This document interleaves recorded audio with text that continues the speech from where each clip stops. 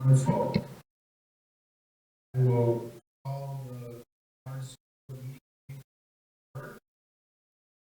If you would take roll call.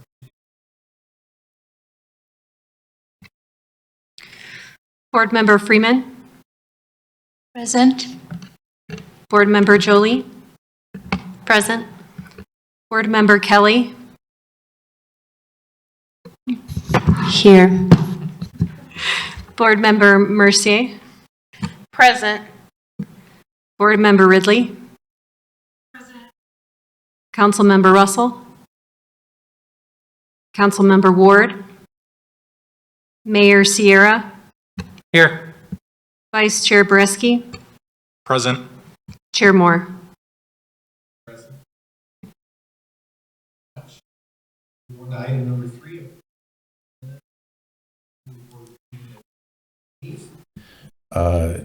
Can I get a motion to approve? So moved. Second? Can I get a second? Heard something faint. I heard Marjan. Okay, perfect. Any discussion, corrections, edits? Okay, all in favor, please say aye. Aye. Opposed? All right, motion carries. Moving on to item 4, the public forum. Brenda, do we have anyone from the public tonight? We do not. Okay. Then we will move on to item 5, 5A, and turn it over to Stephanie Ellis. Thank you. I'm Stephanie Ellis. I'm an engineer with Inglewood Utilities, and we'll be discussing the RiverPark City Ditch Crossings. I know we've discussed the RiverPark development before, but as a reminder, the RiverPark development is situated at the corner of South Santa Fe Drive and Mineral Avenue within the city of Littleton. It's a proposed residential and mixed-use development. Proposed improvements with the RiverPark development include the relocation and piping of the city ditch, utility crossings, and then other above-ground improvements that the city of Littleton is making. There are several proposed utility crossings that will help this development. As you can see here, the blue line is the relocated city ditch location, and there are 3 proposed crossings, 2 from Xcel and 1 from Comcast. With utility crossings of the city ditch, there are several agreements that are required. The first is a temporary construction easement that allows the contractor to have access to our easement to install the new utility lines, and then a crossing agreement which defines the terms and conditions associated with the crossing. Both Xcel and Comcast will notify the city prior to this work being completed so that we can inspect it as needed. In addition, they'll be maintaining or exceeding our 1.5 feet of minimum vertical separation between the new utility lines and the city ditch pipe. Anybody have any questions? I have one. Do we charge a ditch crossing fee per crossing? We do not at this time.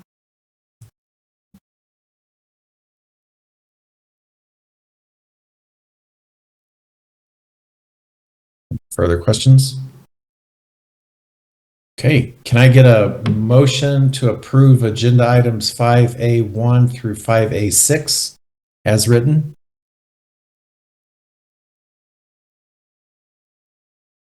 So moved. I'll second. Wonderful. Any further discussion? All right, all in favor, please say aye. Aye. Aye. Aye. Opposed? All right, motion carries. 5B, staying with Stephanie. That's also me. We're going to be also discussing the city ditch piping and relocation contract amendment. This is also associated with the Evergreen-Mineral development. As you can see, here's an overview of the RiverPark development with the proposed relocated city ditch. City ditch has been relocated and piped over this past year. But there's still some remaining work to do, which includes addressing remaining punch list items, and the developer will need to install the electrical instrumentation and controls associated with the new measurement flume that was installed on the city ditch. Our current agreement with Evergreen expires at the end of July. We are proposing an amendment with several terms for this next renewal. This includes a connection to Xcel power rather than solar. Our original plans for the measurement flume involved solar package that would power the measurement flume. City staff looked at this closer and realized that there would be more long-term operational and maintenance cost savings if we switched to Xcel power rather than Xcel. And so we requested this change of the developer and would like to include it in the amendment. In addition, we'd like to extend the contract end date to August 31st, 2026. The reason for that is because right now there's no Xcel power out at this location, and so the developer wouldn't be able to install the electric connection until later this year or early next year.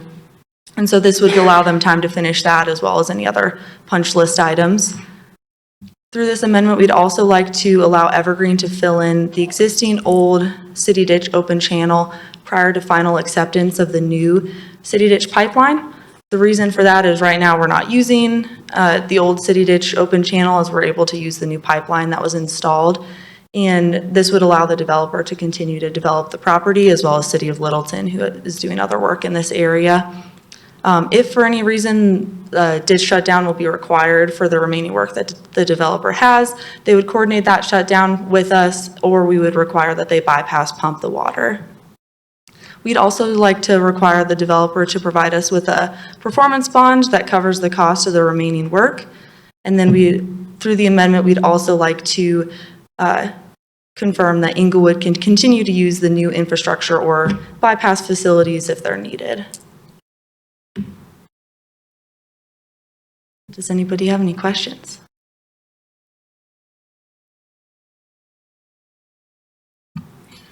Is this a new easement or an existing utility easement, the relocated ditch alignment?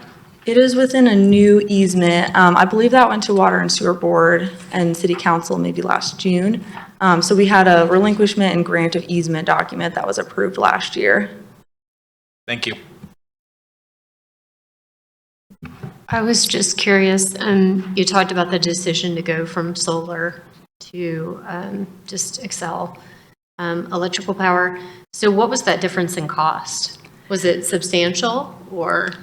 So upfront, it will save the developer money. I think that, which wasn't the reason that we chose that option, but I think it'll save them, I believe they said around $8,000 or something. So it's not significant compared to the overall project. But overall for Inglewood, electric power is a lot less maintenance. We don't require people to go out and check on the solar as much and change things out and work on it and maintain it. And so it'll save time, like both staff time and then also just the pieces of it that in order to power this measurement flume, it was going to be a pretty large solar powered package. And we looked at a couple different options for the solar, but it would have been fairly substantial in size, and that would have just been a lot more for Inglewood to maintain. And originally we did want that route knowing that Xcel didn't have power out in that area right now, but now with the development going in really pretty soon, it's going to allow us to connect to that. And at this moment, we don't need the power on that measurement flume because we never had one in this location before. So this is a new added bonus, and so we can wait a little bit longer for it and get it the way that we want to save money. With infrastructure like this, we like to connect to direct power as often as possible. I think from a timing perspective, this is one of those situations where at the time that we were relocating it, solar was the only thing available. Now that we have direct power, we're always going to choose direct power. It's actually a more reliable system. So that's where we moved to direct power. Were you guys expecting these developments or just was something new happened? The developers that they just showed up with these relocations, was that something was expected or just was something new? Yeah, so we have an existing construction agreement with Evergreen, who's this developer, and that was approved. I believe it was last June, but last early summer timeframe. We brought that to Water Sewer Board and City Council. I think RiverPark or that development itself has been in the works for a number of years. I think even before I was at Inglewood 4.5 years ago, they had started working with the city knowing that this was coming. But yeah, so it's been in the works for a long time. And the benefit is so if you remember the one drawing, the ditch basically runs right through the middle of their development.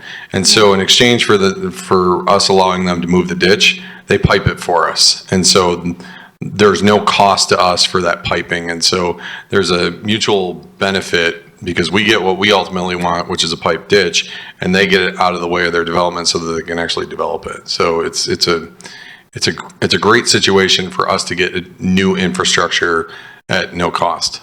Yes, I also, and I agree with you as with the solar, that seems like it's very attractive, but when you really do the numbers, it's really not as attractive as they. So, thank you. Any further questions? All right, can I get a motion for item 5B as written? I move. I'll second. Second. Okay, I'm sorry, any further discussion? All right, all in favor, please say aye. Aye. Opposed? Motion carries. Okay, moving on to 5C. I think Adam Marquez takes over.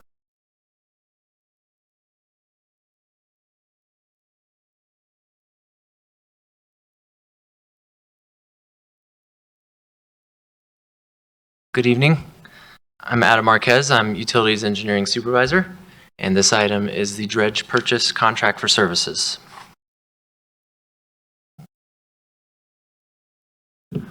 So this purchase is part of the Solids Handling Improvement Project. The dredge sends solids from the south reservoir to the centrifuge. The existing dredge is functional, but it's near or past the end of its useful life. That's a picture of the existing dredge.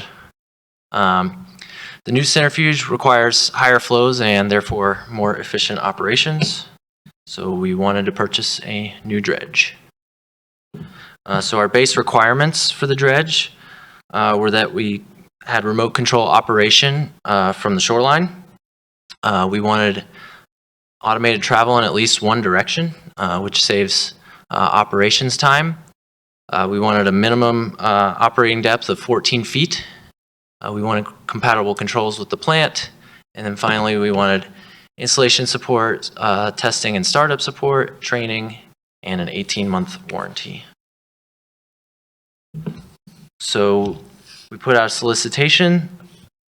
These are the results. Ellicott Dredge Technologies was by far the best value. They received, we called their references, and they had really good references across the country for installations at water and wastewater treatment plants, including those with alum sludge, which is what we have at our plant. The Ellicott Mudcat MC20E dredge meets our depth and flow requirements. And so that's what we are looking to purchase. So contract summary, the base contract amount is $260,541. We are requesting a 10% staff managed contingency for a total project authorization of $286,541. So our recommendation and request is for approval of a contract for services with Ellicott Dredge Technologies. Any questions? Thank you. I have one question. Given that this is an equipment purchase, what may the contingency be used for?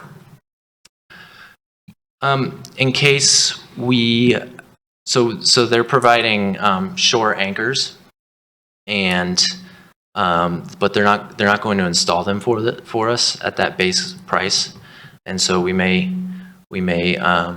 use that contingency for the installation support, but most likely we're looking to do that ourselves. So I'll just also with we're also putting contingencies on things because we don't know what's going on with tariffs these days, and tariffs happen when the items are shipped from the country with the tariff to the U.S.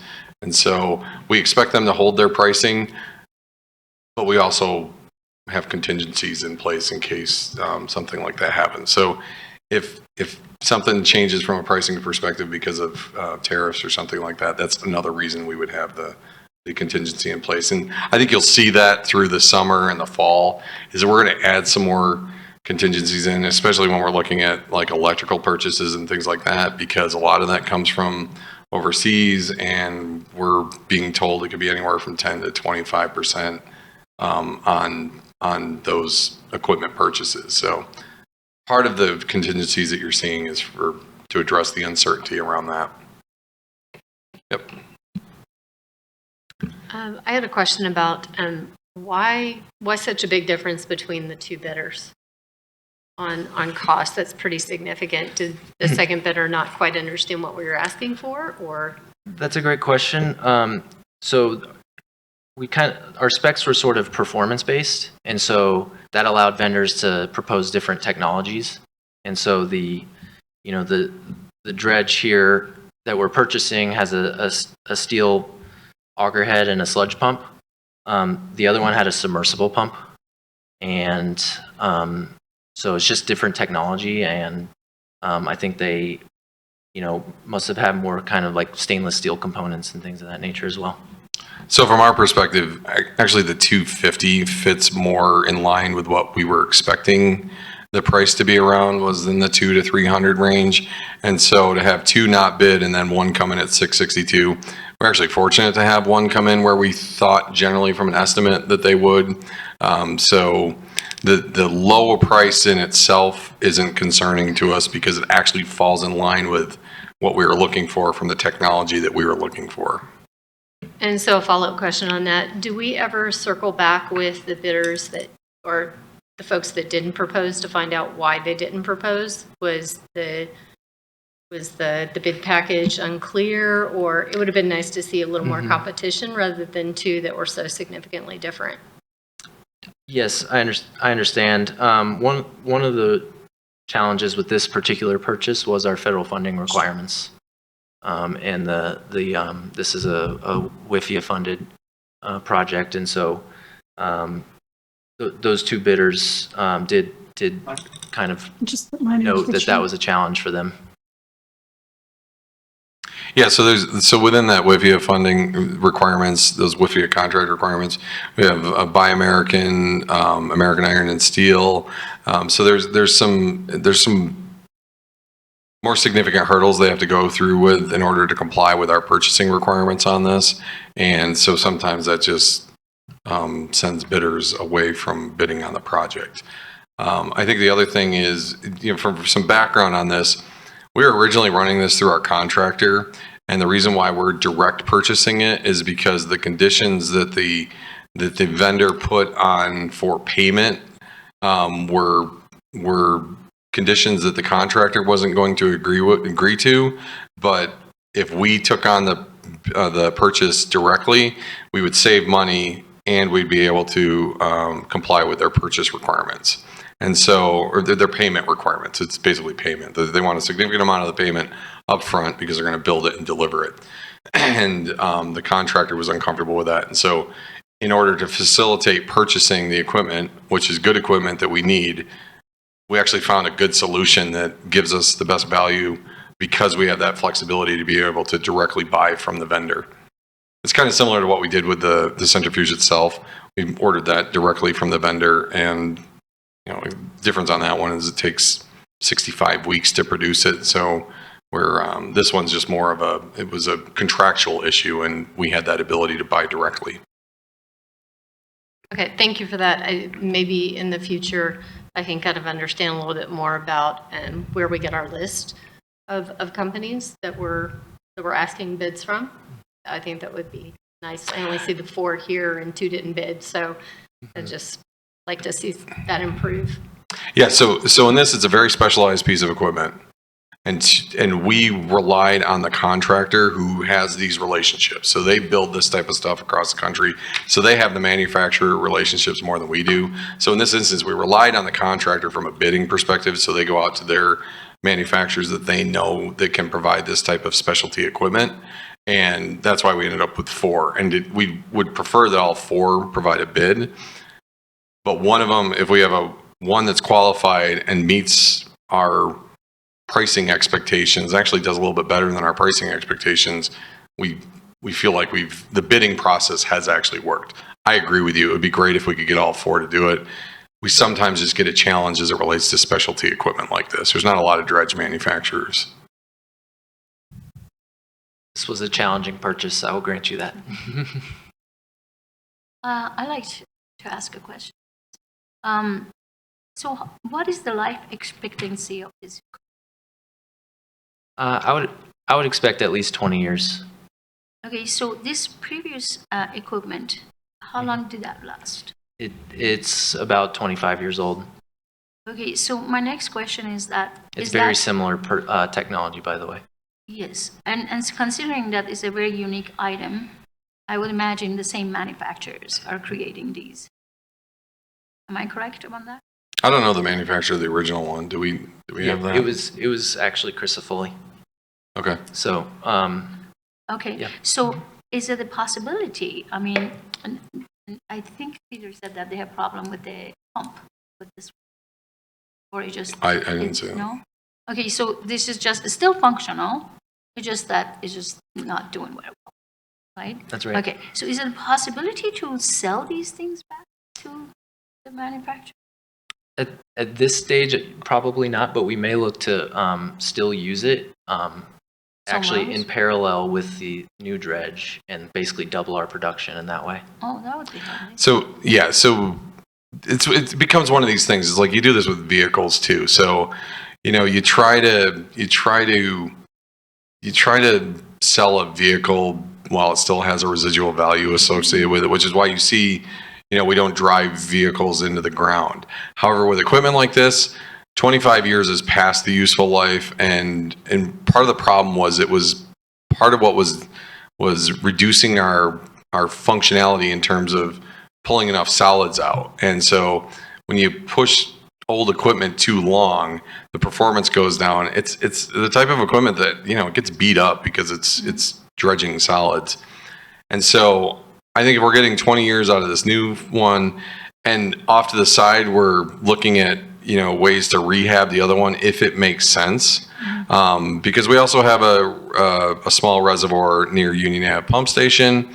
It'd be great to be able to maybe utilize this down there to dredge some of those solids out at some point.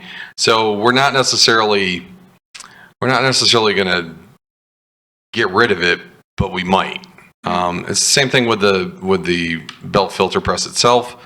Still worked, just wasn't producing at the rate we needed it to. So that's why we're modernizing all this.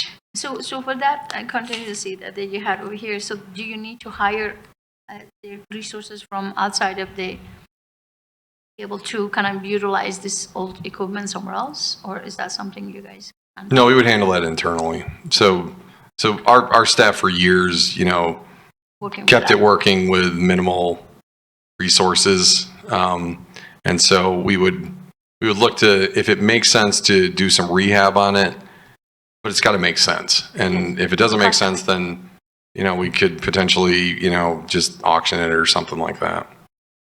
Thank you. Yep. All right. Can I get a motion for item 5C as written? I move the motion. No, I move the motion. I'll second. Thank you. All right. Any further discussion? All right. All in favor, please say aye. Aye. Aye. Opposed? All right. Motion carries. On to 5D. And Ben Alexenberg will take it from here. Ben's coming up to the table here.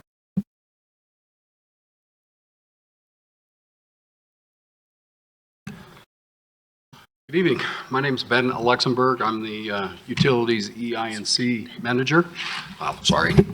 And I'm here to present our renewal, first year renewal for our Allen Water Treatment Plant L.L.C. replacement project.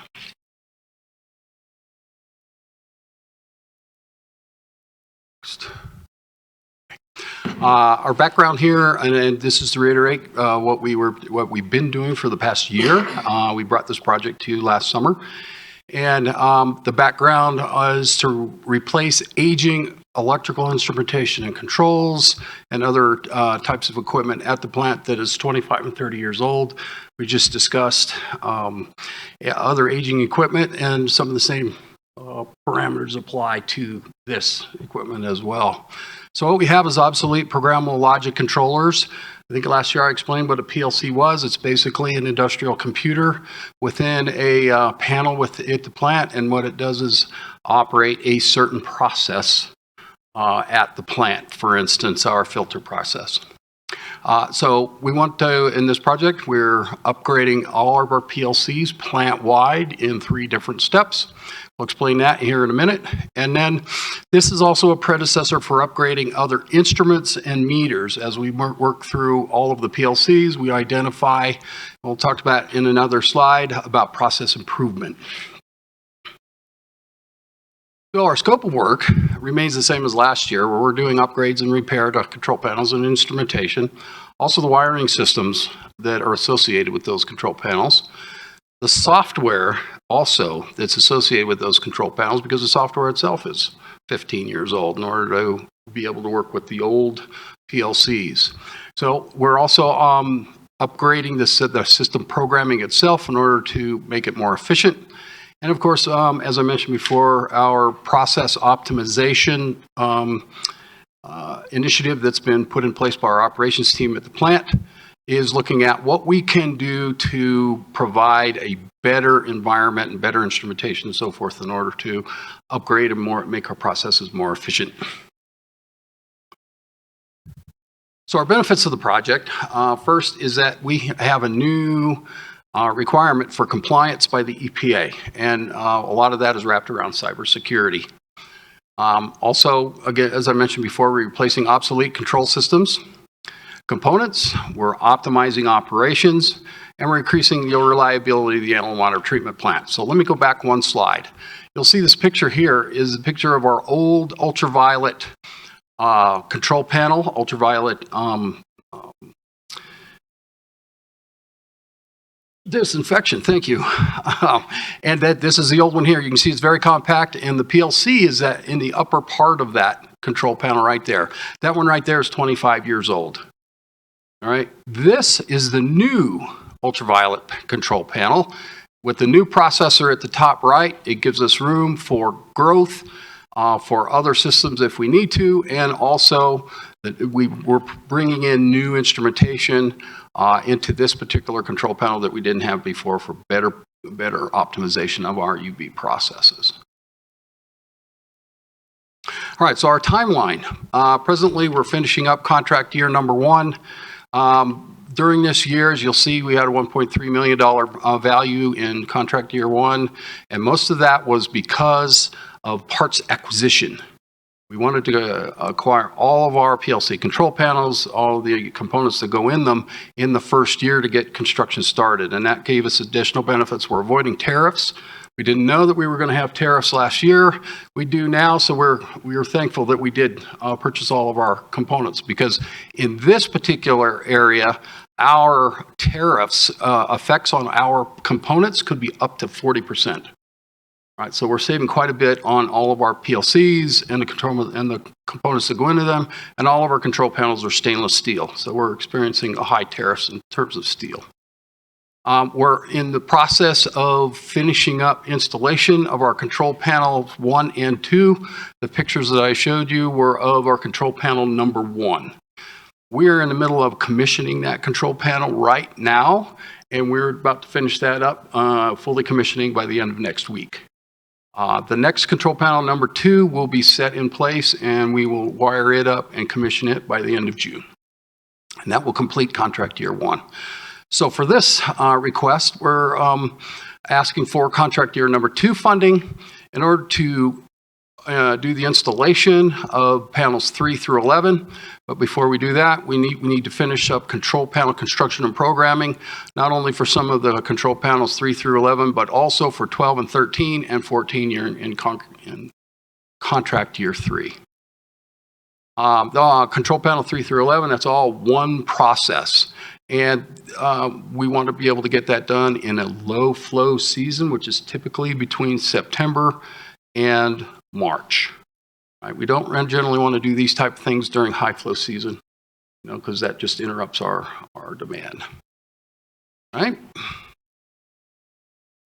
All right, so for phase 2, our contract timeline is from July 2025 to June 2026. And as I mentioned, we will complete the remaining control panel construction, our PLC and HIM programming, and process optimization. And then we will do continued control panel installation and testing, as I mentioned, with panels 3 through 11. Our phase 3, which we will attend to next year, we'll complete the remaining control panel installations and then finish up the project at that time, right? So our recommendation is for approval of this renewal with Huffman Engineering, who we're working with right now. All right, any questions? Okay. Okay, so clearly there is 14 panels, right? Yes. So I would imagine the panel number 1 and 2 are your main panels. Am I assuming it wrong? Yes, for certain process areas. For instance, panel number 1 is for our ultraviolet process. Panel number 2 will be for our chemical introduction process. Panels 3 through 11 are for our pre-treatment process. Panels 12 and 13 are for our processes for our filters. We have new actuators that we're going to be putting in for valves that work with our filters in terms of regular flow and for backwash flow. Yeah. And then panel 14 is for our zone pumping for zone 1 and 2 out to the distribution system.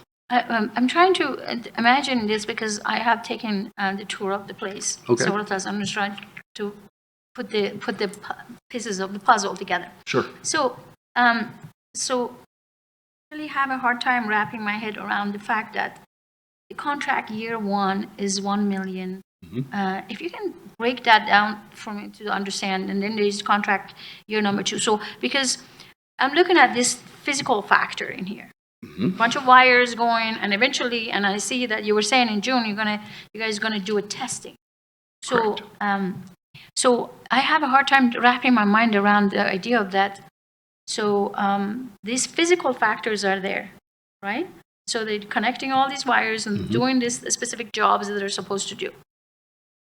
What could go wrong? Because then you got the software portion of it. Right? So I think the way to think about this is year 1 was front loaded with buying the parts. So we bought the parts to build a lot of these panels. And then year 2 and year 3 is construction of those panels and then installation of those panels and then bringing them online.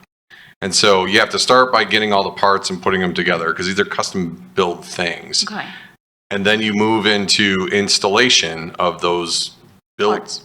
PLC programmable logic controls systems that basically they're the electronics that control the process. Correct. And then from there, we have to test it to make sure that it works and integrate it and make sure that the new system works how we want it to work moving forward. And so you don't do that all at once. We're phasing that over the course of 3 years, Right. with the upfront being buying the parts. And as Ben said, we were fortunate because we didn't know last year that we were going to be facing this tariff issue, but by being ahead of it, we've gotten most of the parts prior to being affected by the tariffs. So now it's building the panels and then installing the panels, and that happens sequentially over the next 2 years. I also have a hard time imagining how this, because these are like very stainless steel The boxes cabinet that it goes in is stainless steel, I've yes. seen them. Yeah, they're not like huge cost of and a bunch of wires, right? They're very expensive. Yes, Stainless steel it's really panels. expensive equipment Yes. because it's like it's computers. It's brains So it for is- the it is- systems. So we're paying, basically, we're not paying for the physical factor, it's just we're paying for the creation of these things. So it's already pre-created. You already, guys already purchased it, right? So we're buying the parts and then we're building the system and then we're So installing they're the system. specifically building the system for Inglewood. Custom to our specific process.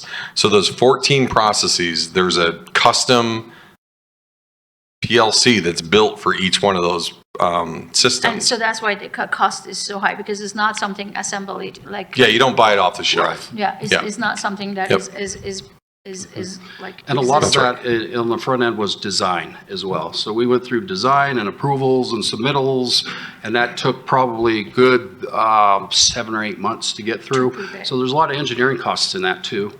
You I know, see. wrapped around. Thank you. That was the part that I just couldn't put it, is like, okay. Thank you for explaining that. Sure. Appreciate it. Ben, this is great stuff, and kudos for getting the order in early and timely. My question is, when you are phasing the new equipment in and the old equipment out, how do you do that? Is it both are online in parallel, then you test and take it off? How does that work? It would depend on the process. If we have an existing control panel and we have the room to set a new one right next to it, then we will run the old one in parallel with the new one. And then we will test them side by side in terms of the commissioning process that I mentioned, right? So we have very minimal, if any, downtime on the equipment or on the processes for that time. There are a couple of panels that we're going to use the existing stainless steel enclosure. So we have to take the new PLC, wired up, and kind of hang it on the door, right? And then start to move the instrumentation and all of the wiring one point at a time and make sure that we have a new system, we have the old system, and that the software we use to operate it looks at both. And then once we have all of that changed, then we take what's called a back panel, which is just a steel plate with all of those components mounted on it. We will take that one out, and then we will have built a new one on the same size plate, and we will drop it in and then move that PLC off the door and mount it to the back of the panel, all while keeping the process up and running. Because we have to maintain 24/7 processes. So that's very complicated, and things can go wrong. So we actually have an internal process. It's called a method of procedure, and it's mandatory that anytime we do any kind of this type of construction work, we do what's called a method of procedure analysis first, where they go through and they look at all the things that could potentially go wrong. And then they come up with strategies to mitigate that. They eliminate risk, they reduce risk. And we just did this with some power. We did a significant power project just earlier this week, which took our overhead lines and put them underground. And so there was a extensive method of procedure to ensure that when that all happens, we don't have something go wrong that, simple that no one thought of, and we're standing there wondering, well, what are we going to do? That's instituted. That's a new process that's been instituted over the last couple of years that mitigates risk as we're doing these types of work. That's great. Thank you. You're welcome.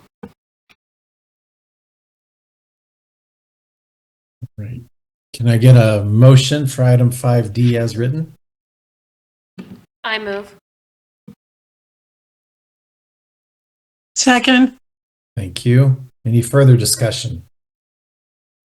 All right, all in favor, please say aye. Aye. Aye. Opposed? All right, motion carries. We have no old business tonight. So moving on to staff's choice, and Peter, I assume I'll turn it to you. Yes, thank you, Chair. So what we're going to talk about for the staff's choice this evening is, as you're probably aware, we bring a lot of contracts for purchasing things and are investing a lot of money into the utility and have been over the last few years. And so we want to take a step back and review our financial planning and modeling process, because when we're talking about the millions of dollars that we're spending, we want to make sure that we have a long-term strategy that matches up that execution of those financial resources with revenue and expenses and all the variability that comes with running a water system and a wastewater system. And so with us tonight is our financial modeling consultant, Carol L.L.C. She's with Stantec. Carol's been working with us since 2019 when we brought her on to help us initially with putting together a financial plan and model for South Platte Renew. And then that's translated over to the work that many of you have seen over the years with our financial modeling over for the water utility and the sewer utility. This is one of those things that we don't talk about a lot, but it happens in the background on a weekly basis. So Sarah and Carol are on the phone. They meet weekly to continually work and maintain and refine and forecast and ensure that from a financial perspective that we're executing the needs in the most fiscally responsible way possible, realizing that we have to look to the future in order to ensure long-term sustainability. That was part of the challenge for the utility when we first started this in 2020, was an underinvestment, a lack of investment, a strategy of just looking year to year from a financial perspective. So there'd be the budget for 1 year and then we'd look to the next year, but there was not a lot of long-term financial strategic plan. There wasn't a long-term financial strategic plan in place. And so we put that in place. And so we want to run through that for the next 15 minutes or so, and then give you the opportunity to ask us whatever questions you might have about the financial strategy for the utility. So we're going to first talk about where we've been, and then we're going to talk at a high level of how we look at financial planning and all the things that go into where we start with our assumptions and ultimately land on what we charge our customers so that we can match the revenue with the needs in order to maintain the utility. And then ultimately we'll end on what the future holds as we continue with this strategy. So this is where we've been. So if you look late in 2019, we started with SPR, and then we began with the water and sewer master plans, which establishes the foundation for the need.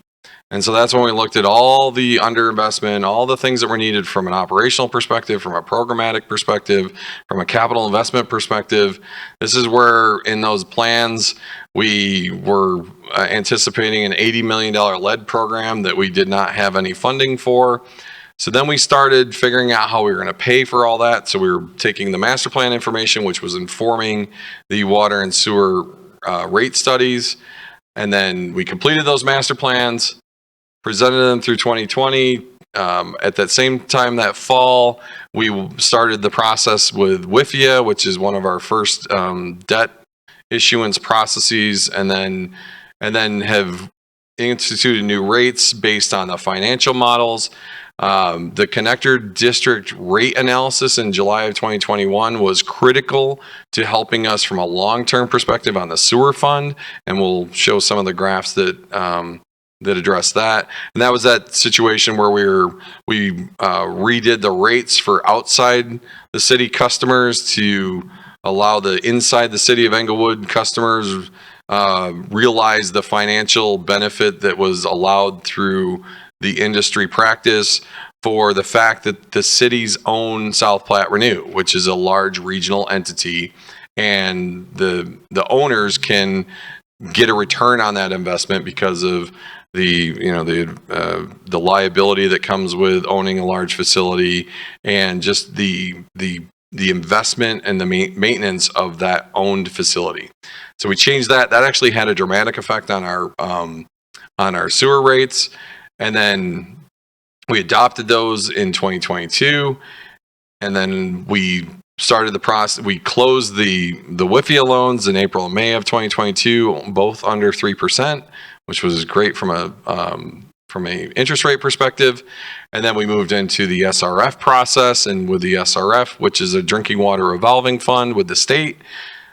We went after the state funding, but we also secured bipartisan infrastructure law money, which from a timing perspective, again, being proactive, the money's available, whereas all that money's being clawed back right now if it hasn't been allocated. So we were able to secure the $10 million in grant funding for the lead program. And basically this is where we went from 2019 or 2020 not having any idea how we were going to fund the $80 million lead program, which turns out is about a $30 million lead program, but we had no funding for it. We were funding it about $1 million a year, which would have taken 30 years. By closing these loans late last year, we were able to, or early last year, we were able to now take a 30-year funded program and do it in less than 3.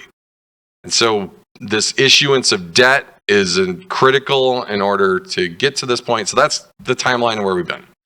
So how do we do this? We do this with water and sewer rates. And we have new fees, a capital investment fee, the new billing system, drinking water loan fee. We also we updated our connection fees and our miscellaneous fees. So if you recall, when in 2020, we weren't charging for the value of the water rights portfolio that the city had invested in, and is a $500 million value portfolio, and new developments were coming in and they were getting free access to that investment. So now we charge for their buy-in to that investment that the community made so many decades ago. And then ultimately the last piece of this is loan grants and bonds. When we're looking at long-term financial strategy, we want a blend of cash and rates and debt. And the reason why is because you don't want to burden all of today's customers with the costs of systems that will last for 30 and 40 years.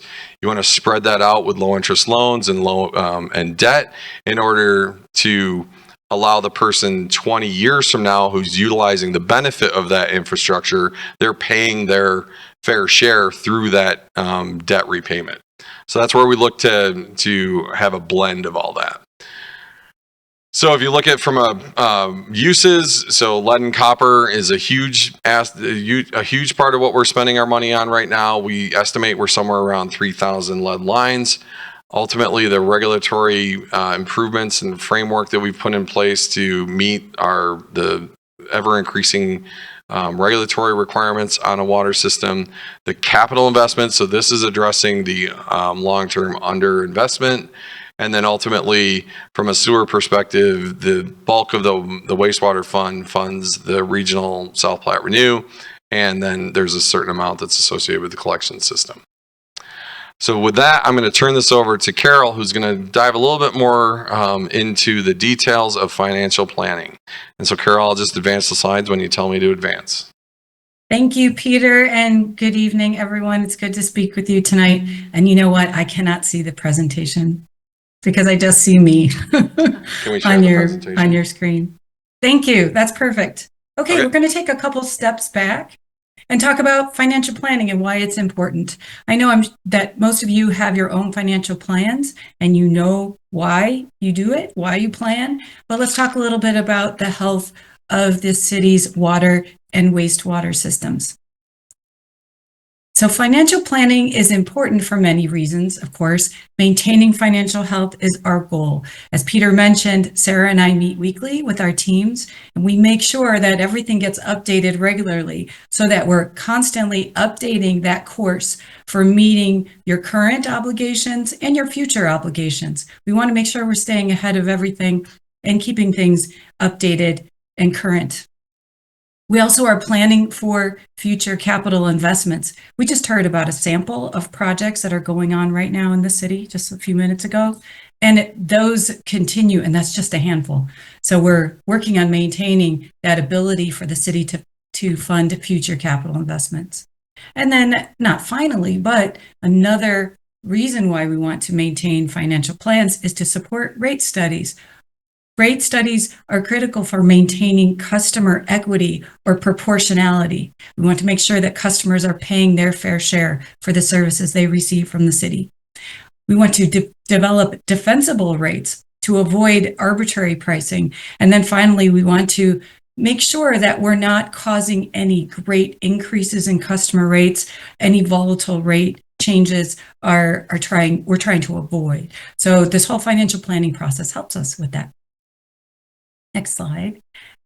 Even stepping back further, tonight we're talking about water rates and sewer rates. We're not going to talk about stormwater rates, just water and sewer. And on the very basic level, water rates pay for acquiring the water, treating the water, pumping and delivering the water to your customers. Sewer rates take the reverse goal. They cover the cost of conveying and cleaning the water that goes down a customer's drain. And it's surprising how many customers don't really realize that that's what happens when they flush, when they turn on their water, etc. Next slide. We can condense a rate setting process that arises from our financial planning process into 3 questions. How much does the utility need to collect each year? From whom should they collect that revenue? And then how do you collect it? So the how much is answered in this financial planning analysis that we'll dig into today. Lots of assumptions go into this process, which I'm going to cover in a minute. It has to do with the city's policies and financial targets, with investments and funding, master plan advice and recommendations, etc. From whom comes from a defensible cost allocation process. Peter mentioned the connector district rate study. That was a cost allocation and a rate design study that we'll touch on a little bit later. And then finally, collecting the revenues from the appropriate customers, whether it's residential or commercial or industrial. We want to make sure that the rates are equitable or proportional and that they're sustainable over time. Next slide, please. The financial planning analysis goes through multiple steps, and we do this constantly. We're constantly checking and rechecking. So we start with reviewing the policies of the city from a financial perspective for water and sewer rates. By the way, the American Water Works Association and the Water Environment Federation are 2 of the national organizations that guide how we do this. We don't make this up. We follow the guidance from those organizations. The next step is to estimate the current revenues. How much is the city collecting from rates from current customers? We compare that with revenue requirements. You'll hear me say that a lot tonight. Revenue requirements are the annual costs that need to be recovered from revenues from your customers. We forecast future revenue requirements. If we just look at today, we're too limited. We need to forecast forward and be prepared for the future. So we are forecasting future revenue requirements, and we compare what that revenue requirement forecast looks like with what you're collecting today. If adjustments need to be made, if other levers need to be pulled, that's what we do in our rate process and our financial planning process. Next slide, please. I mentioned revenue requirements. A system or an enterprise fund within the city must be self-sustaining. So the water fund and the sewer fund need to make sure that the revenue recovered each year covers the following items. First and foremost, operations and maintenance expenses. The utilities need to keep operating day to day to day. So those costs need to be recovered. Debt service are those annual payments for the bonds, for the loans, for any kind of debt that's undertaken to fund capital improvements. So we need to make sure that the city is collecting those debt service requirements. There are requirements and recommended financial targets for minimum operating reserve balances. Just like you don't want to go too far down in your checking account, we want to make sure that the city maintains in the water and sewer funds a certain balance. Finally, we look at those capital improvement projects. So all of the projects that need to be completed. Out of the plan for the projects, some of those projects get funded with the cash from rate revenues or from balances that are maintained. Or if you don't have that funding, then you look to other sources like debt and borrowing. These are the levers that get pulled during a financial planning analysis. We'll talk more about that. Okay, now we're going to go into some specifics. I'm going to go pretty quickly, but we can come back to it later. The first slide that we have under the financial planning analysis shows some actual numbers. I'm not going to go through these, but I want to give you an idea of what goes into all of the information that we collect and that we balance in a financial planning process. This is a summary of the water financial plan from last year. We have certain assumptions that we need to input into the plan with Sarah and her team's help. Rate revenue changes. So the revenues that we recover from your customers are based on growth. Say there's new accounts or new usage changes. We take into account growth, and we take into account any adopted rate increases by council. Operating expenses increase. Everyone knows that inflation continues. So we have an assumption currently on average that your operating expenses are increasing at about 2% per year. That's how we forecast those expenses going forward.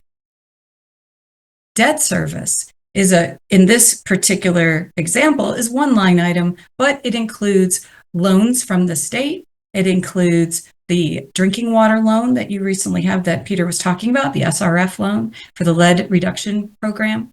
And eventually it will include repayment of the WIFIA loan.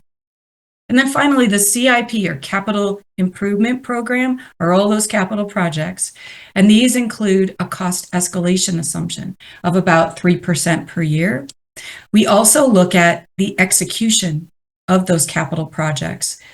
We know that there are budgets. So there's budgets for operating expenses, there's budgets for capital costs, but those don't always roll out and end up being the same dollar amount that we budget. The financial planning process allows us to adjust for those changes in expected budgets. Next slide, please. As Peter mentioned, Stantec was brought in 2019 when your first set of master plans were completed recently. And in 2020, we had a little bit different view on the water side. We were looking at rate increases that were a little lower. We were looking at a CIF fee, or a capital improvement fee, that was a little lower. And we were looking at meeting financial targets. We were also looking at a pretty significant capital plan, and not knowing exactly where those funds were coming from, we assumed a lot would be financed with debt. These next slides are snapshots from the financial model that Stantec provides and works with the city on. So this is just one of the panel shots.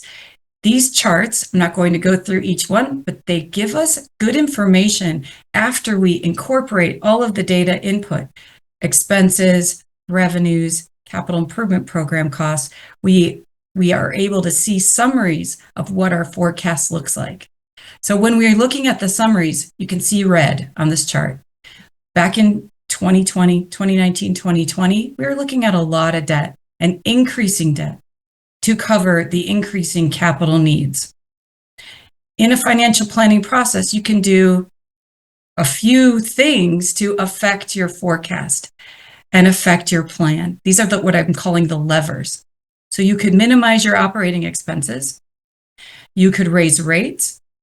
You could reduce or delay your capital improvement projects, and you can borrow money. So those are the levers that we balance in order to come up with a sustainable financial plan to propose to council. This particular view looked at total borrowing back in 2020 in this about $60 million, but we know that was back in 2020, and things have changed since then. Just to add to that, remember in 2020, the lead program was funded at $1 million a year. So all of that debt issuance, that $66 million that we were anticipating, did not accomplish the lead program. And that's something to keep in mind when you're looking at this. The other thing I just want to continue to reiterate is looking at the growth in red over time is the growth in just continual issuance of debt in order to meet the needs. And those needs are the deferred maintenance and the deferred investment. Remember, we talked about the fact that it took 30 years to get here, and it's going to take some time to get out of that issue with the infrastructure investment. So this is where we started, and then you'll see where we've come in the last 5 years. So back to you, Carol. Thanks. Okay, so where are we? Where were we actually last year? Because since last year, our assumptions are refined. But this is a snapshot of where we were last year. Again, I'm not going to go through all the elements in what we call the panel here from the financial model, but it tells us a few things. It tells us that we are projecting 4.5% rate increases annually that would be required to maintain a financially sustainable utility. On top of that, we're looking at the capital investment fee or improvement fee, which increases over time. But we're also proposing the lead reduction fee, or the drinking water program fee. That is going to be a $5 per person per month, per account fee that will remain stable to help pay for that drinking water loan debt service. The other thing that I want to reiterate here too is that I mentioned budgets. We are able to adjust the execution of your budgets in order to better forecast for the future. So we know that you don't always spend your entire budget. We've worked with Sarah and her staff to come up with reasonable estimates for going forward. So we have less than 100% execution of your operating budget and also less than 100% of your capital budget. These assumptions can change, but the important thing is that these are the levers that we pull in order to balance all of the revenues, so sources of funds and all of the uses of funds that Peter talked about at the beginning of our talk. And so if you look at that, so that 90% and that 85% that Carol was just talking about, this takes into account the fact that we want to budget and spend the complete budget, but in reality, there's delays in project execution. There's, vacancies from a personnel perspective. We have a number of things that just automatically, as a matter of doing business, prevent us from spending the complete budget. So a more accurate way to forecast project expenses is to assume that we're not going to spend the entire budget. I think if we continually assume that we're going to just spend the whole budget every year, then what happens is we're over allocating the amount of funds that are being spent and we're always underspending. And so we make decisions based on numbers that actually look worse than maybe they are because of the way things are executed. The other thing I want to add on this one is when we were looking back in 2020, we were trying to find all different ways that we could improve revenue based on the options and the ability that we had in our current agreements and systems. So one of those that was significant was the sewer connector district analysis, which was important. The other one that was significant on the water fund side was the appraisal-based analysis on the water that we sell extraterritorially to Centennial Water and Sand. So that had not been looked at in 19 years. And so we went through a process. It took us about 2 years to do it, to do an appraisal-based change. And if you remember a year and a half ago or so, we brought that to the Water and Sewer Board and the council because there was an increase of about $700,000 a year as a result of going through that process. We identified through this panel that as a way of increasing revenue to help offset some of these other challenges that we have from a funding perspective. So we're not just looking at just raising rates. We look at all the different ways that we can bring more revenue through our current agreements and systems in order to ensure that we're providing the best value to all of our customers. Okay, back to you, Carol. Thanks.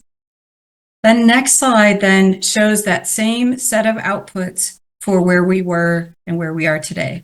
You'll notice that the amount of red in that upper right-hand graph is less than what we were thinking about before. And that is because the opportunity that came with the WIFIA loan to fund a bunch of those, the needed projects and the opportunity that was given for the lead reduction program helped concentrate the projects earlier in the period, but also lowered that expected debt service. So lowered the borrowing amount and the repayment amount. The accelerated capital spending, you could see that bars on the left are higher because of the capital spend in the next few years, and those projects are getting executed. And then the funding sources or the borrowing is a mix of the SRF loans and the WIFIA loans. So those were advantageous to the city, and now the total borrowing plan is of almost $80 million, which sounds like a lot, but it's actually resulting in lower annual debt service.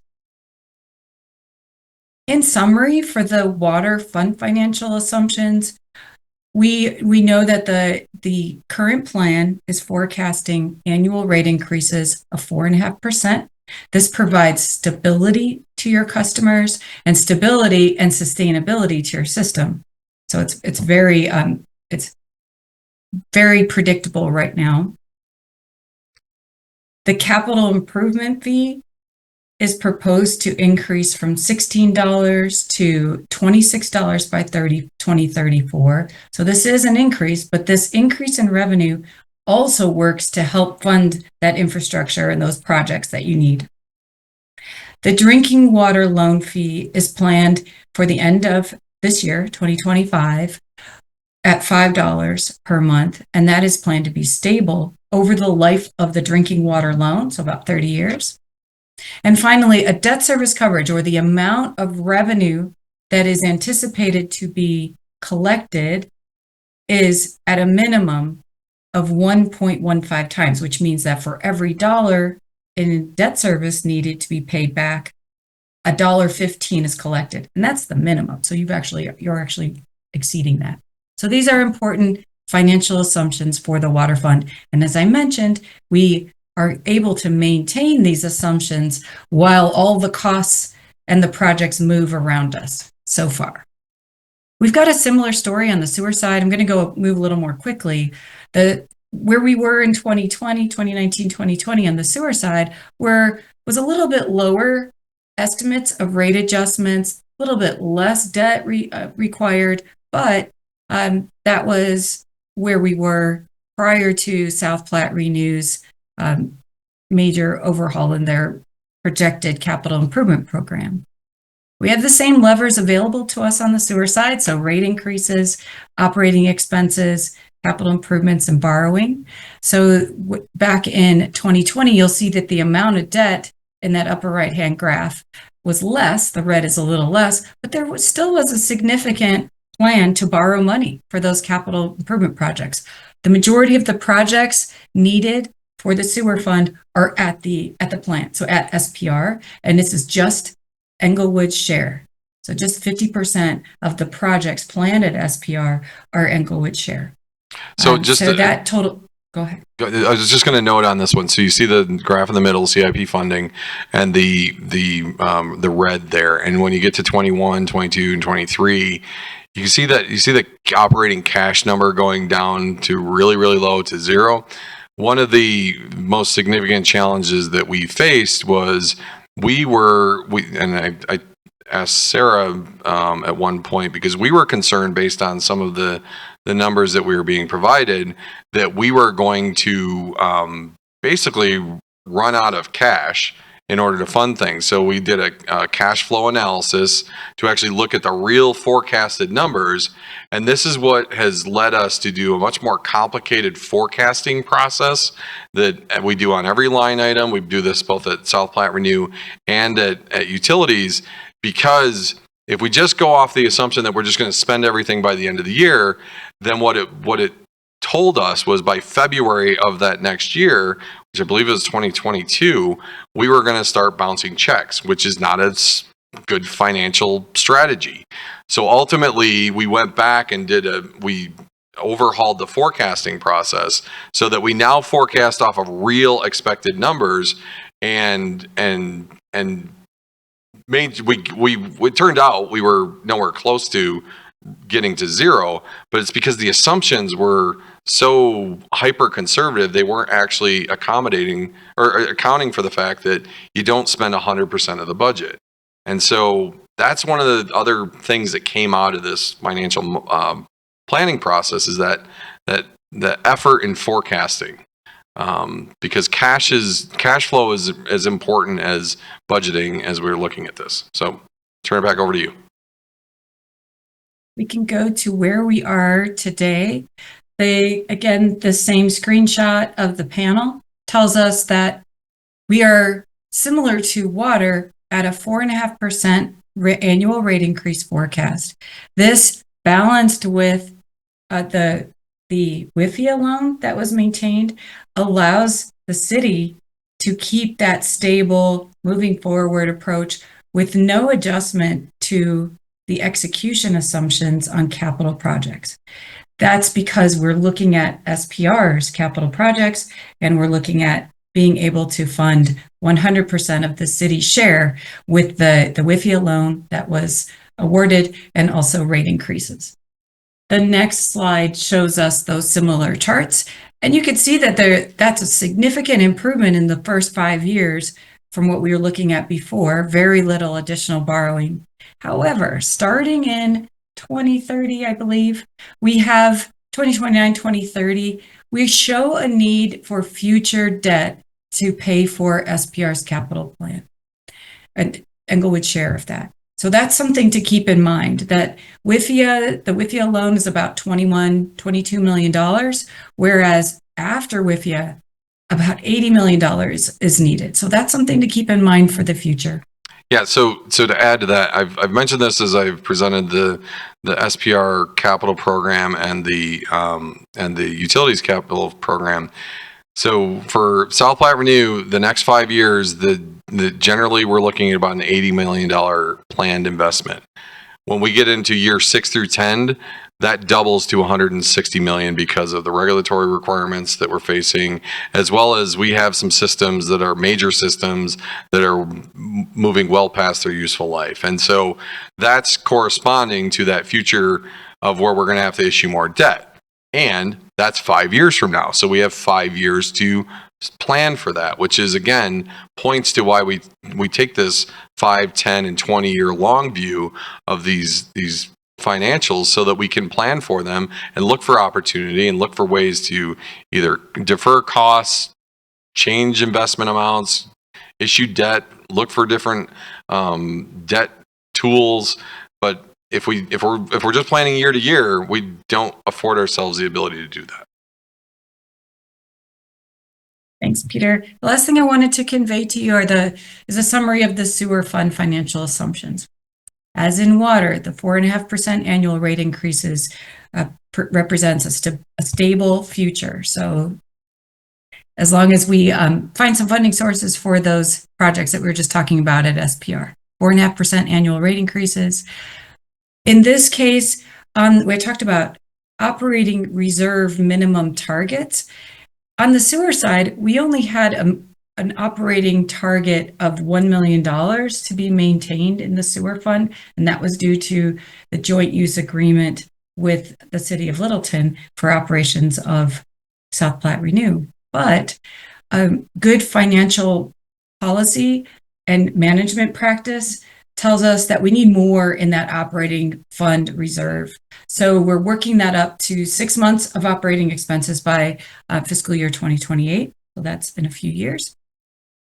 We also wanted to reiterate that the connector district's rates that we talked about earlier, when we had that review in 2021, result in rates that are a multiplier of inside city rates. So outside city customers present a risk to the city, and because they potentially could take their wastewater flow elsewhere, and a lot of capacity, a lot of costs have been invested in by the city of Englewood to take their flow to SPR.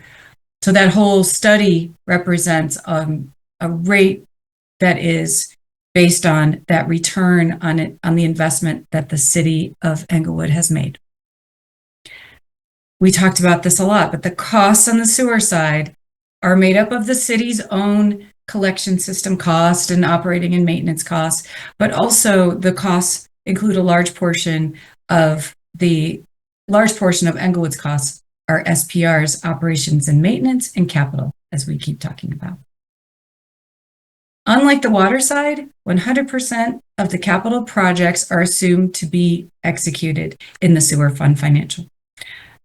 We also know that the WIFIA projects, or we've been saying WIFIA, it stands for Water Infrastructure Finance and Innovation Act, and the SRF funded projects, 100% of those projects are assumed to be completed so that we could use the loan amount and start repaying back that loan in about 2031. I'm going to go back to you, Peter, for what's next. Thanks. I'm sorry. I'm going to close this out quickly so we have some time for some questions. So this is where we're going. We're going to continue to execute all these projects. I think we've talked about them at multiple times, but this is our roadmap moving forward. So 5-year implementation is about $100 million in capital project execution on the water side. This I know we've talked about in terms of understanding what deferred investment means and trying to accomplish that, utilizing debt mechanisms and things like that. The main thing I want to point out here is when we presented this about a year ago, we had that pink gap, which was 6.4 million from 25 to 27, and that darker pink, which is 11.5 million, so about 18 million, which we weren't exactly sure how that was going to be funded.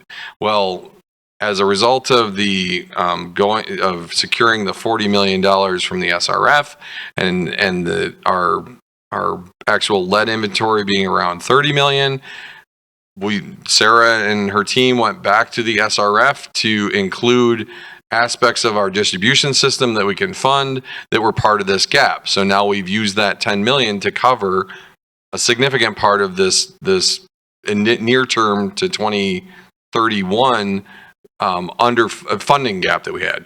We also are optimistic that we're getting better pricing on the City Ditch project, and we think that's going to close this gap even more to the point where within 6 months to a year from now, we'll show that $18 million that we saw as a significant funding gap last year will be closed to the point where we can make adjustments to our capital execution without underinvesting and bring us to a point in 2031 where we then need to look at a long-term sustainable funding, long-term programmatic funding in the infrastructure so we don't end up recreating this problem again.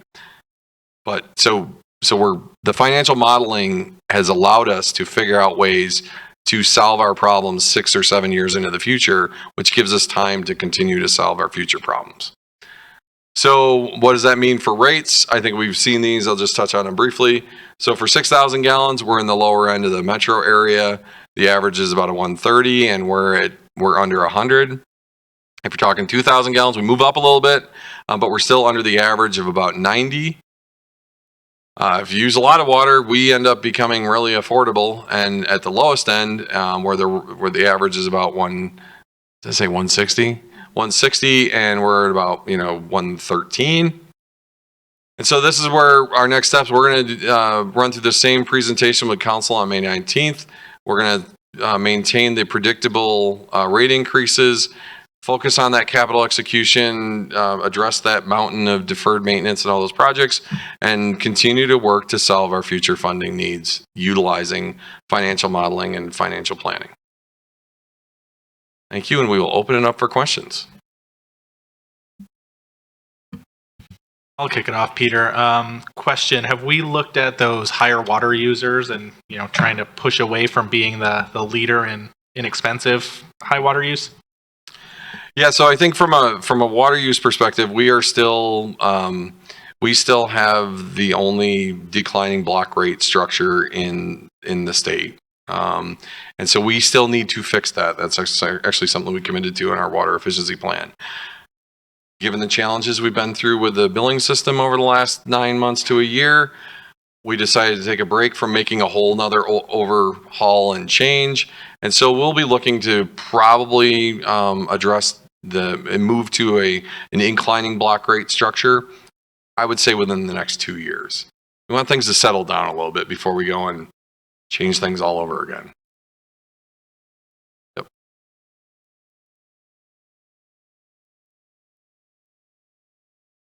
I'll jump in. Had a question about the operating reserve. So I thought on one of those last slides I saw, we're looking at 6 months of operating expenses. So I just want to make sure I'm looking at the right number. Is that on slide 13 when you're talking about operating expenses? If I look at, I think it's 13. Sorry to move you all around here. No, that's okay. Yep. So are we talking about that total operating expenses? So if you're looking at fiscal year 2025, is that the 12,865,000? So this is for the water. This is for the water fund. That 6-month reserve is for the sewer fund, and so for sewer. Yes. And so do we have a reserve on the water? So our water reserve, what is it? It's 3 months. Yeah, it's 3 months on the water side. So why is that different? Because the wastewater system is a whole lot more complex and it's a lot larger. So it's a regional facility. So we want to make sure that we are in a good position, because it's not just the smaller system. It's a regional system that provides wastewater service to 300,000 people, not the single city entity that on the water side, which serves the 35,000 people. Additionally, part of the resiliency that we're building into the water system is the connections to the Denver water system. So that creates an emergency interconnect resiliency that we don't have that kind of resiliency backup system that we can do on the wastewater side. So if something goes really wrong and really south, we want to make sure we have money to continue to operate that system well into the future. That's why we have a 6-month, because it's a bigger, more complex versus the water. And these follow with industry targets for strong financial positions. Sure, I And understand. Peter, if I may, Yes. it also has to do with the frequency of billing. So on the water side, you're billing monthly, and on the sewer side, you have a large number of customers that are billed annually. So that increased reserve on the sewer side also helps with maintaining more stable revenues. So all of our So we have wastewater people that are only getting billed annually? Yeah, so everybody that's on a connector, through a connector, they get billed annually. So that is actually a change that we're looking to make at some point in the next few years. The connector districts have actually requested that we move to monthly billing, because right now we send those bills out between June and November, which means if you're in the November billing cycle, you get a $500 wastewater bill that you've forgotten about Oh, I for would a hate year that. Yeah. right around the holidays. Yeah. And so we bill, about 130,000 people, so 35,000 accounts we bill on an annual basis. Whereas Okay. 11,000 accounts are in the city that we bill on a monthly basis. Okay, and just one more quick question on the, so you guys are talking in months. So is there any thought of, like, from a reserve perspective, it's always going to be based on months and not percentage? Percentage of We often operating convert it expenses? to a percentage. Sorry, go I'm ahead. sorry. We often convert it to a percentage. So we can speak to it in terms of months or a percentage, but some utilities will say our policy is 25% of annual operations and maintenance expenses needs to be in reserve. But, it's still, we also speak to it in months. Okay. So it's the same thing. And so the thing with the reserve, the assumption is there's zero revenue coming in. We have enough in the bank that we can operate the wastewater plant for 6 months. And then if there's still zero revenue coming in after 6 months, I imagine there's a larger catastrophic national or global problem occurring. So 6 months is a good, healthy, financial, conservative approach.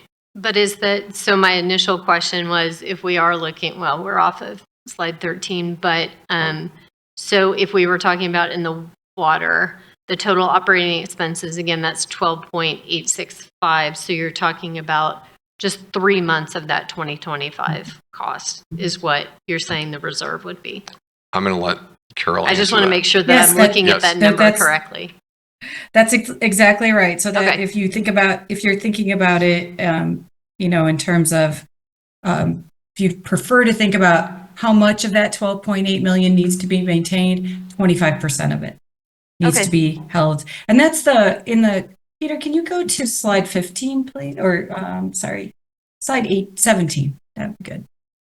That in that upper left-hand corner chart, operating fund, the black line represents that 3 months of operating expenses. So that's our minimum that we want to be. Oh, thank you for explaining that. I didn't realize that was our reserve target. Mhm. Thank you. All right. Peter, I was going to ask the question, and I think this chart is explaining it, but there's no capital projects that we can delay into the future based off this 5-year plan. Well, so I guess we can delay. I mean, we can delay anything. It all becomes a balance of, if we continue to delay, what we're trying to do is we're trying to address the mountain, and we put a significant debt funding to accomplish that in a 7-year period. And so our financial model is a continual adjustment to what kinds of capital we can execute with the debt and the cash and the rates to make sure that we're staying on the lower end of the bill charges.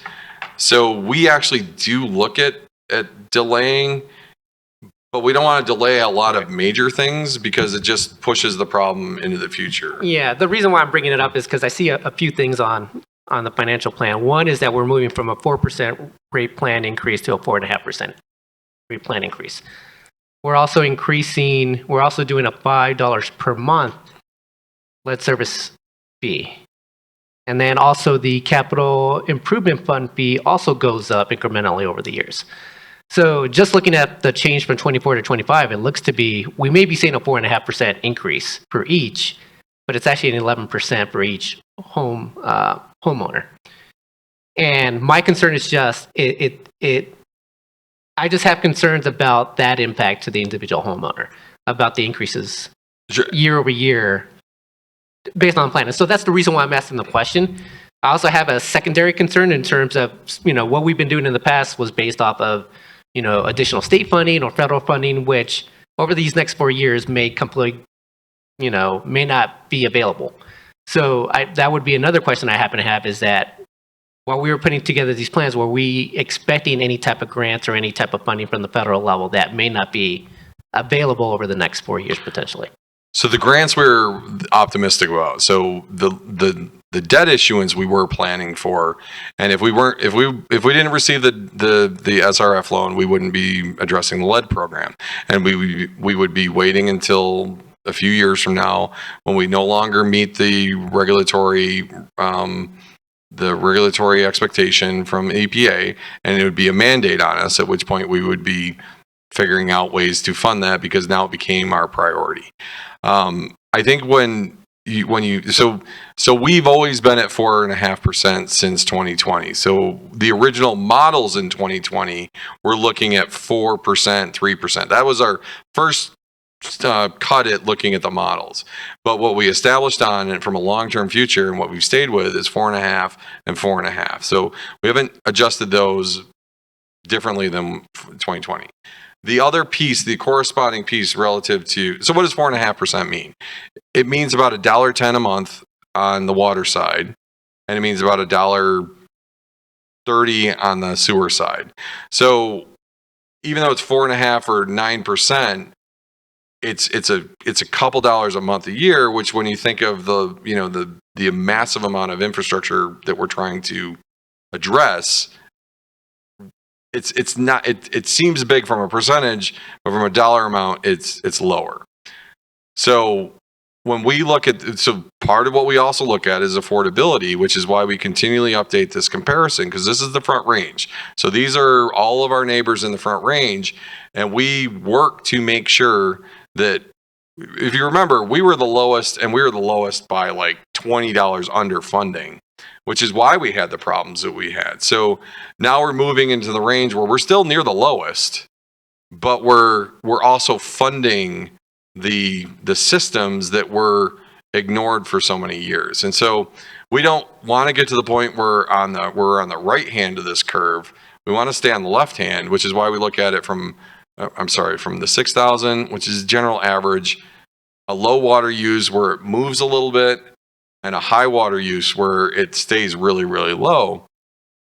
We're always looking at this from a cost sensitivity perspective for our customers. So it's one of the things we're balancing when Carol talks about the levers is, from an average perspective, we still have, in theory, $50 or $47 where we then get to average. We don't think that that's a target one that council wants to engage in, or the Water and Sewer Board. We want to stay really low and affordable, but we also want to make sure that we don't perpetuate this issue of underinvestment. And so that's the tension that we're continually working with. And the last thing is, actually, this is really, really important. Without raising the rates and adding the capital investment fee, we would not have been issued the debt. And so if you think about it, if you want to take out a mortgage on a $500,000 house, You can't do that if your annual income is $10,000. And so you have to show revenue to the debt issuers that matches and helps them believe that you're going to pay it back. Under our rates in 2020, we could not have issued this amount of debt through federal programs or anything in order to cover this. So part of it is, part of the reason why we were able to issue the debt is because we proactively and council proactively moved to change the rates. And so all these things kind of go on hand in hand, but I totally understand what you're saying from an affordability perspective. And we do pay attention to that and do an annual survey on that to make sure that we're not causing things to get out of whack.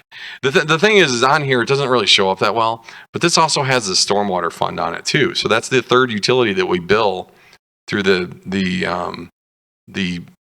utility bill. And so we should change the color on this. But we're also looking at stormwater impacts across everybody. And when you're using a small amount of water, now the stormwater becomes a significant portion of that overall rate. It almost becomes a third, a third, and a third. And so I'm trying to balance all that. But great thing for us to continue to pay attention to.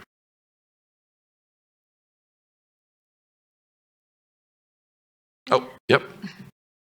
Just a reminder. So borrow the ARPA. I can't remember what was that. So ARPA was, that wasn't even a loan, that was a grant. So that was the money that came during COVID. It was issued to communities across the U.S. to help fund the projects. And so we used a certain portion of the ARPA funding to invest in the water fund. And we're actually using that funding on the improvements on Hamden, Old Hamden. That was federal, right? That's federal, yeah, that's federal grant money that requires no payment back. Okay, and these this borrowing. Good evening, everybody. Sarah Stone. I'll answer that question. So the senior lien borrowing, that's one of the levers that we use. So that would be future debt. We call it senior lien because it would be on par with the borrowing we've already done. And that would be essentially going out to the bond market for future projects. So it's just a, the term that we use for potential future borrowing based on our capital plan.